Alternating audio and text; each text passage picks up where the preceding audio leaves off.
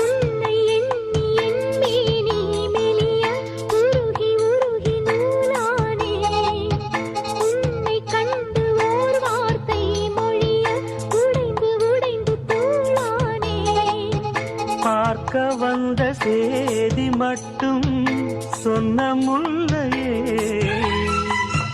பருவம் வந்த தேதி மட்டும் சொல்லவில்லையே. நீ பார்வையில் காதலும் பழக்கத்தில் கோவலும் சொல்லவில்லையே.